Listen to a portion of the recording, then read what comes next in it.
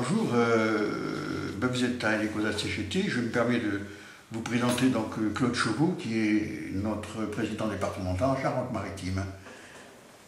Alors c'est quoi un Ecosa? Un Ecosa CGT, ça veut dire d'abord information, défense de la consommation des salariés. Voilà, puisque salarié vient du terme du fait que cette association appartient à la CGT, que la CGT bien sûr défend les salariés. Voilà.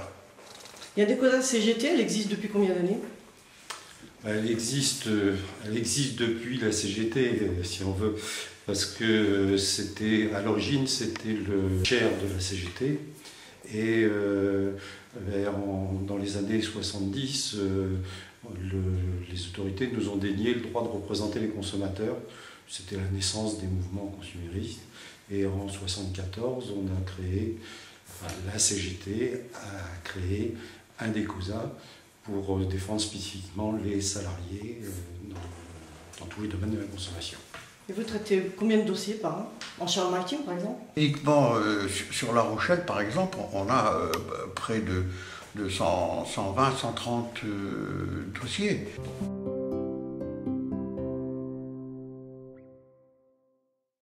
Du département, et là, on dépasse les 500 dossiers.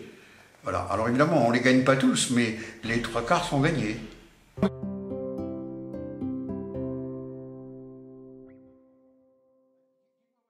Est-ce qu'un Ecosa se borne à traiter des dossiers?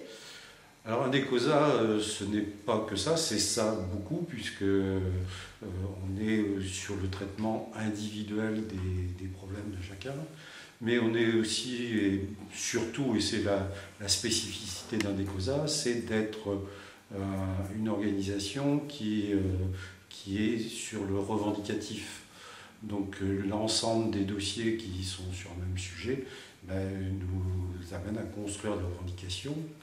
Donc on participe à un certain nombre d'actions sur des sujets spécifiques, sur ce qui concerne la vie chère en général. Et puis on a aussi un rôle important de représentativité des salariés dans les organismes, dans différents organismes, comme les comités consultatifs des services publics locaux par exemple.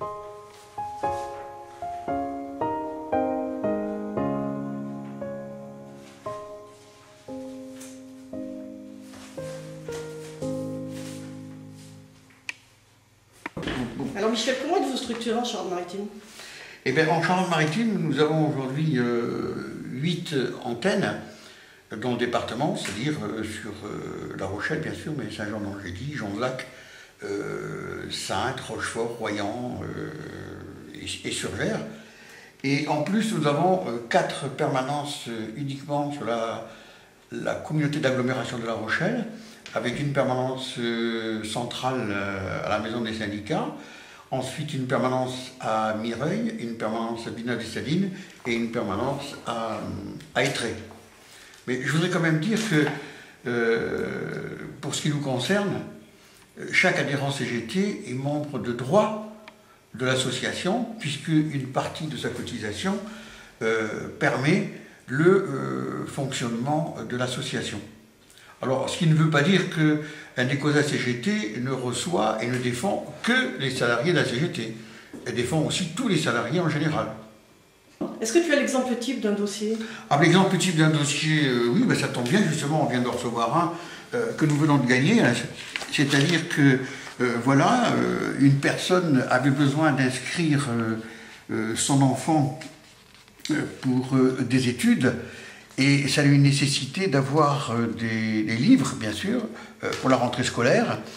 Et donc, la demande a été faite, le chèque a été fait, un chèque par exemple de 85 €. Et puis, depuis, on n'avait pas de nouvelles du tout de ces livres, ce qui disait que ça contraignait le papa à acheter des livres en plus des 85 € qu'il avait déjà versés. Or, nous sommes intervenus, et puis voilà, nous apprenons à l'instant que le chèque de 85 € vient d'être remboursé aux consommateurs. Et nous avons bien sûr d'autres d'autres dossiers qui touchent de multiples interventions, hein. Le transport, le logement, les prix des assurances, les banques, les crédits, démarchage à domicile, les vacances, etc., etc. Et bien sûr, un des gros dossiers, ce sont des dossiers de surendettement, dossiers qui nous posent problème parce que nous, on essaye de tout faire pour que les gens n'aillent pas en surendettement. Parce qu'effectivement, il y a des démarches à faire avant d'aller en surendettement. Dès qu'on est en endettement, tout simplement, eh ben, il y a des démarches à faire auprès des créanciers pour essayer d'obtenir un échéancier qui corresponde à ce qu'on puisse donner. Et puis il y a aussi l'intervention auprès du juge d'exécution des peines qui, lui, a la possibilité de suspendre les remboursements pendant 2 ans, ce qui permet quand même au consommateur de se renflouer et d'essayer de voir les choses d'une autre façon, quoi. Vous êtes en première ligne là, pour voir la misère là, en France? Ah ben oui, malheureusement, la misère, on la voit effectivement.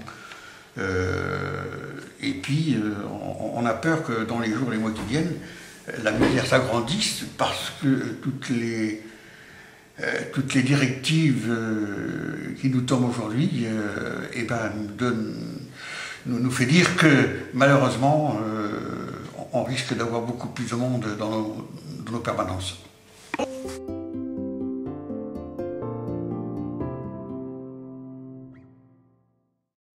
Les logements sont des gros dossiers pour Adecosa? Donc on vient d'évoquer le logement, mais l'eau est un dossier très très important puisque c'est le produit par excellence dont on ne peut pas se passer. Et on a un certain nombre d'actions qui sont plutôt dans le cadre de la mission qu'on s'est donnée d'information des consommateurs et qui est d'œuvrer pour notamment le retour en régie publique, puisque on sait que dans ce domaine, l'eau, c'est trois problèmes.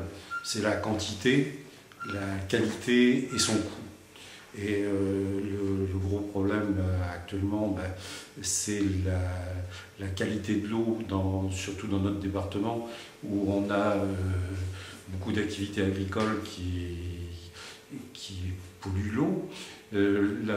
La quantité, tous les jours, tout l'été, on a entendu les problèmes de rationnement d'eau, de pénurie possible. Et on entend encore les grands dossiers sur des barrages, sur des réservoirs, des choses comme ça.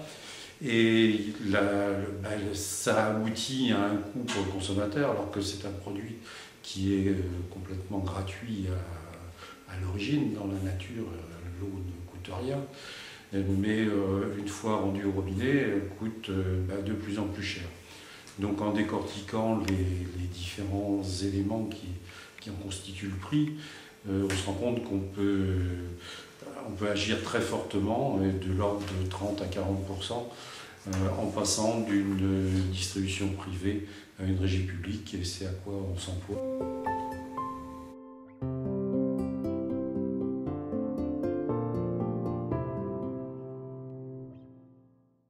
Adecosa n'est pas une association comme les autres?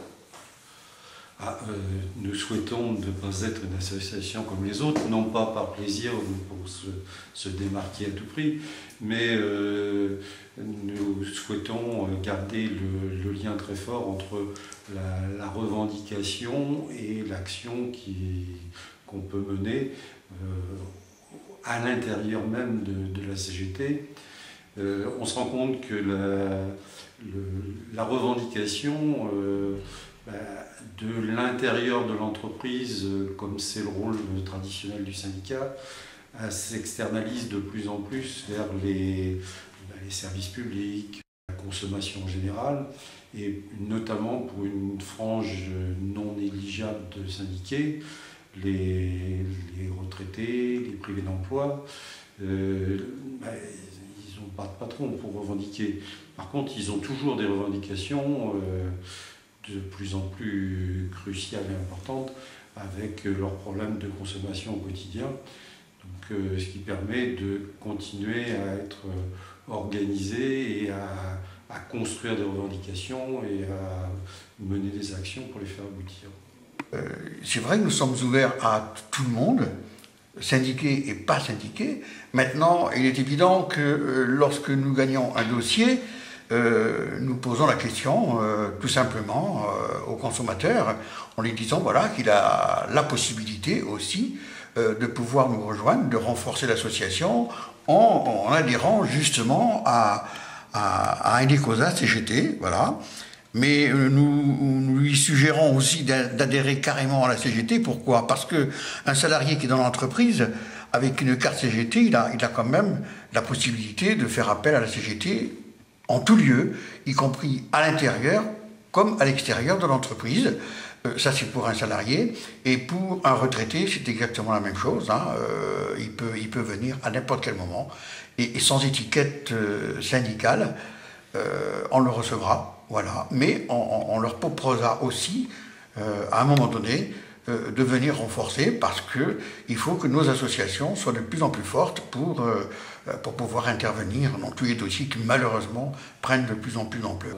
Être membre d'un ECOSA, donc il y a deux chemins, donc la voie royale si on veut, qui est l'adhésion à la CGT, mais on peut très bien adhérer à un ECOSA et il y en a un certain nombre qui adhèrent qui ne peuvent pas se syndiquer, puisque pour certaines fonctions, il leur est même interdit de se syndiquer, et qui peuvent adhérer et militer au sein d'un ECOSA, sans même avoir un dossier particulier à défendre, mais parce qu'ils sont dans le contexte de la consommation et que on est toujours plus fort quand on appartient à une association et qu'on agit avec d'autres pour faire aboutir la satisfaction de ses besoins.